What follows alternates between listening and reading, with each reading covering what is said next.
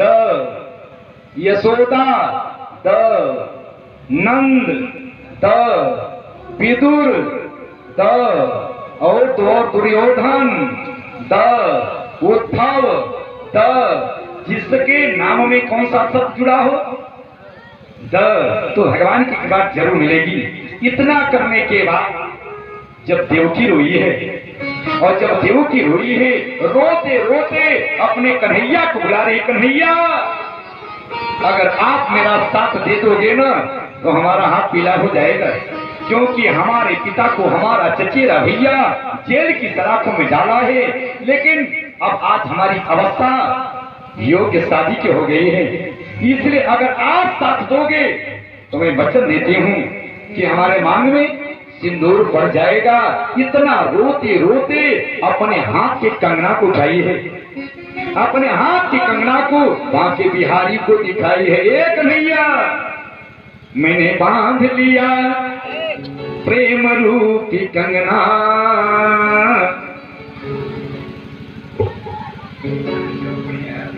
मैंने बांध लिया, मैंने बांध लिया प्रेम वाला कंगना, आओ आओ हरियाओ मोरे अंगना, आओ आओ हरियाओ मोरे अंगना, मैंने बांध लिया, मैंने बांध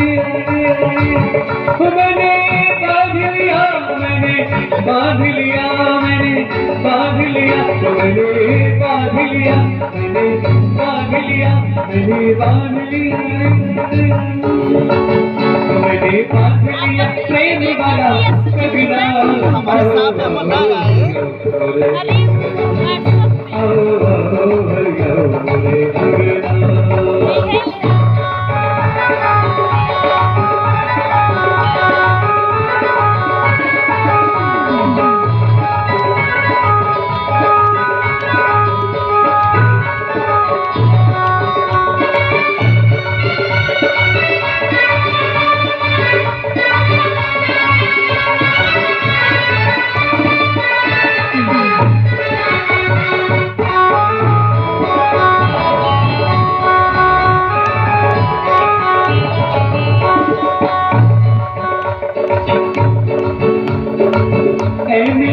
प्रभु तेरा गुण गाऊं, ऐ निर्शान प्रभु तेरा गुण गाऊं, तेरा गुण गाऊं मैं तुमको रिझाऊं, तेरा गुण गाऊं मैं तुमको रिझाऊं, यही मांग मेरी, यही मांग मेरी, यही मांग मेरी, यही मांग मेरी, यही मांग मेरी, यही मांग मेरी, यही मांग मेरी, और कोई मांग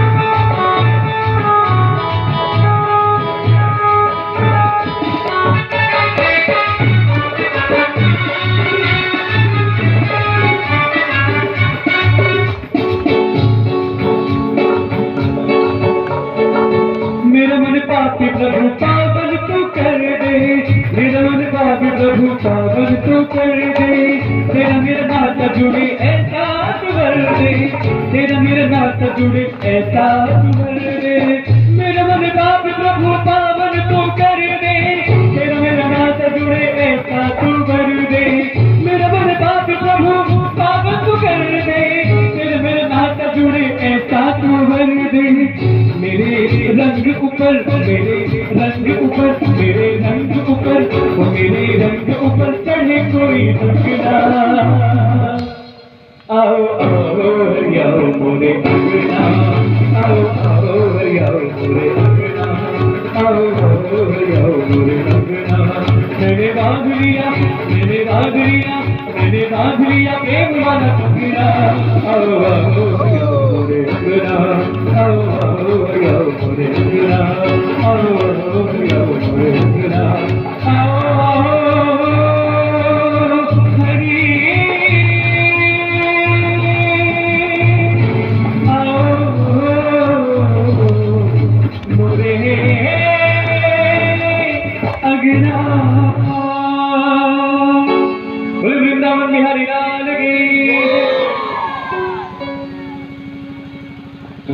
देवकी के ऐसे करुण क्रंदन को कंस सुना है तो कंस ने सोचा कि हमारी चचेरी बहन है, मैं इसके पिता को जेल की सलाखों में डाला हूं, मैं इसके शादी को धूमधाम से नचाऊंगा।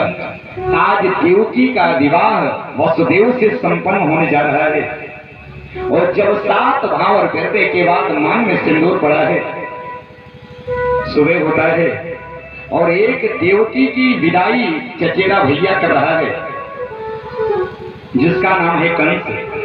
और जब कंस विदाई के लिए चला है ना तो अपने चचेरे भाई के कंठ को पकड़कर इतना रोई है चचेरा भैया, अगर मेरी माँ होती, मेरा पिता होता तो अपने गोदी में बैठा कर पालकी में बैठाने का प्रयास करते, लेकिन भारत की बेटी कितनी अभागिनी है कि मांग में सिंदूर पड़ा, मेरी मां नहीं है, मांग में सिंदूर पड़ा, मेरा पिता नहीं है। इतना तरस खाई है और जब विदाई का मुहूर्त आया तो अपने भैया के करीब से रो रही है, भैया इस भागिनी को जरा याद जरूर करना भैया, क्योंकि ये बड़ी बदनसीब आपकी बहन है, जरूर अपनी बहन की कम से कम बीच में हमारा जरूर हाल चाल लेते रहना भैया। और इतना करके जब अपने भैया के करीब को पकड़ कर रोई है,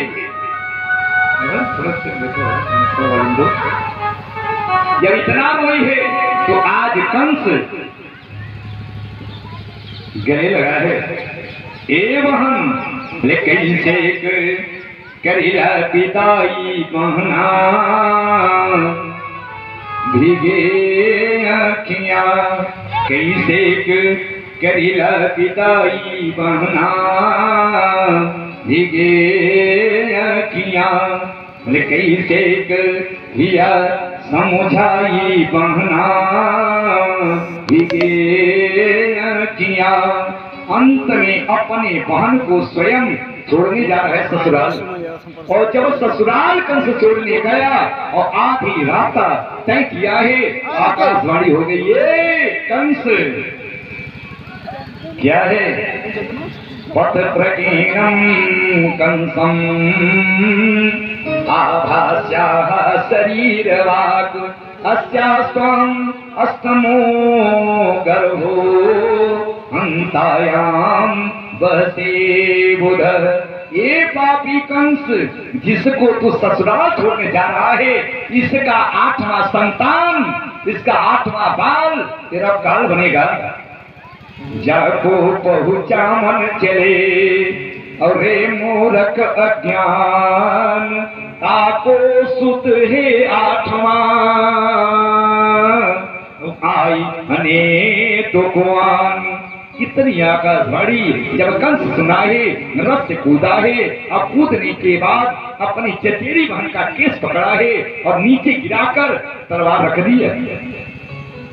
रहे बांस न बाजे बांसुरी, न रहेगी देवकी और न आएगा 8वां संतान, इसका बाल और न बनेगा मेरा काल।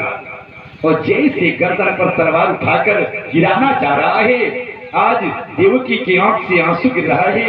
ये परमात्मा, ये नारी कितनी अभागिनी है कि माता पिता का साथ नहीं मिला है, ससुराल की दहली तक नहीं देख पाई और आज बीच में ही प्राण जा रहा है। अपनी धर्म पत्नी के ऊपर जब तलवार गिरता हुआ वसुदेव जी देखे हैं, वसुदेव जी दौड़े हैं, राजा छोड़ दे, छोड़ दे इसको, छोड़ दे इसको। और जब छोड़ने की बात किया है ना, तो कंस आज क्या किया, तलवार उठा के रख दिया, वसुदेव के खोपड़ी पर रख दिया, अरे दोनों को मारूंगा। वसुदेव जी ने कहा तू मारेगा, मृत्यु जन्मवतां वीरम तेन सहजायते अद्यवात सतां देवा मृत्यु वै प्राणिना ध्रुवम्। एक कंस तू मारेगा। मानव का धरा पर जन्म होने के पहले ध्यान देना, माँ के गर्भ से जन्म लेने के पहले जीव की मौत जन्म लेती है। मस्तक पर जन्म का समय नहीं लिखा जाता, लेकिन मस्तक पर मौत का टेक डाला जाता है। मृत्यु जन्मवतं वीरं तेन सह जायते अद्यवात सतां देवा मृत्यु वै प्राणिनाधुम। तू मारेगा।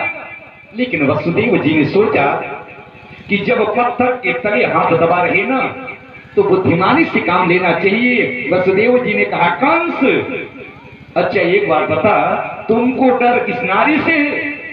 ना किसके आत्मे गर्भ से है? वसुदेव ने कहा मैं हाथ उठा के प्रतिज्ञा करता हूं, हम दोनों को जेल की सलाखों में डाल दे और जब जब भी संतान पैदा होगा तू मारते जाना, मारते जाना, मारते जाना।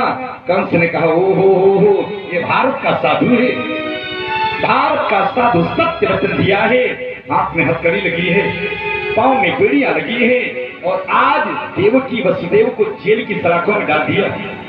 और जेल की सलाखों में डालने के बाद पहला संतान पैदा हो रहा है और जब पहला संतान पैदा हुआ तो वसुदेव जी दौड़े हैं, जाते हैं और अपने हाथ में उठाते हैं और उठाकर सीधे चले हैं कहां? कंस को देने के लिए। और जब कंस को देने के लिए वसुदेव जी चले तो कंस की गोदी में डाल दिया। कंस ने कहा वसुदेव ये क्या? अरे तेरे बहन का पहला संतान है, अपने हाथ से मार दे।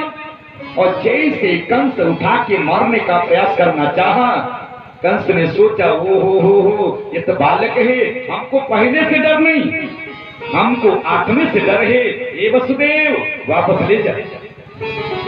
वसुदेव की गोदी में डाला है, वापस लेके आ रहे हैं और जैसे वसुदेव जी वापस चले नारद जी आ गए।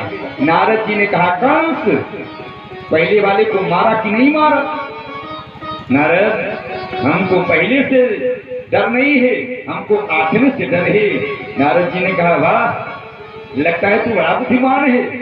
अरे तुमसे ज्यादा बुद्धिमान जगत का संचालक वो बांके बिहारी है, वो जानता है कि पहले पर आऊंगा मामा मारेंगे, आठवें पे आऊंगा मामा मारेंगे, इसलिए आठवां पे न आकर पहले पे ही आया हो। कंस ने कहा नारद बिल्कुल सच कह रहा है तू, हो सकता है पहले पे आया हो।